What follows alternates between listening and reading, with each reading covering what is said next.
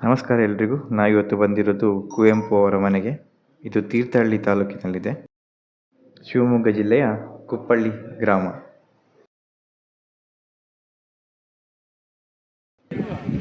ಇದನ್ನು 2001ರಲ್ಲಿ ಪುನರ್ನಿರ್ಮಾಣ ಮಾಡಲಾಯಿತು. 150 ವರ್ಷಗಳಿಂದ ಅವರ ಮನೆತನದವರು ಬದುಕಿ ಬಾಳಿದ ಮನೆ ಇದು. 2 ಮಹಡಿಗಳು, ಮಧ್ಯ ಅಂಗಳ ಇರುವ ಈ ಮನೆ ಆಗಿನ ಕಾಲದ ಮಲೆನಾಡಿನ ಜಮೀನುದಾರರ ಮನೆಯ ಮಾದರಿಯಾಗಿದೆ. ನಾವೀಗ ನೆಕ್ಸ್ಟ್ ಹೋಗ್ತಿರುವುದು ಕವಿಶೈಲಕ್ಕೆ. ಅಂದರೆ ಇದು ಐತಿಹಾಸಿಕ ಮತ್ತು ಸಾಹಿತ್ಯಿಕ ಮಹತ್ವವುಳ್ಳ ಸ್ಥಳವಾಗಿದೆ. ಇದು ಕೂಡ ಅಲ್ಲೇ ಅವರ ಮನೆಯಿಂದ ಸ್ವಲ್ಪ ಆ್ಯಕ್ಚುಲಿ ವೆಹಿಕಲ್ನಲ್ಲಿ ಕೂಡ ಹೋಗ್ಬೋದು, ಬಟ್ ನಡ್ಕೊಂಡು ಹೋಗಿ ಸ್ವಲ್ಪ ಪ್ಲೇಸನ್ನು ಫೀಲ್ ಮಾಡೋರಿಗೆ ನಡ್ಕೊಂಡು ಕೂಡ ಹೋಗ್ಬೋದು.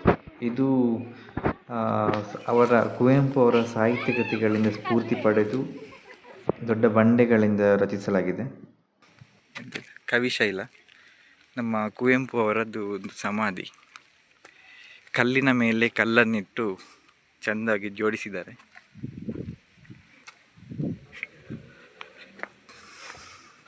ಇದು ಆ್ಯಕ್ಚುಲಿ ಮಧ್ಯಾಹ್ನದ 2 ಗಂಟೆ, ನಾವು ಸಂಜೆ ಬರಬೇಕಿತ್ತು.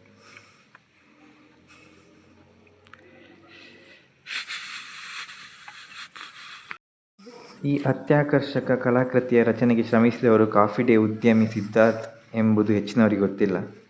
1990ರ ದಶಕದಲ್ಲಿ ಭಾರೀ ಮೊತ್ತವನ್ನು ವೆಚ್ಚ ಮಾಡಿದರೂ ಅವರು ಎಲ್ಲಿಯೂ ತಮ್ಮ ಕೊಡುಗೆಯನ್ನು ಬಹಿರಂಗಪಡಿಸಲು ಇಚ್ಛಿಸಲಿಲ್ಲವೆಂದು ಪ್ರತಿಷ್ಠಾನದ ಪದಾಧಿಕಾರಿ ಈಗಲೂ ಸ್ಮರಿಸಿಕೊಳ್ಳುತ್ತಾರೆ.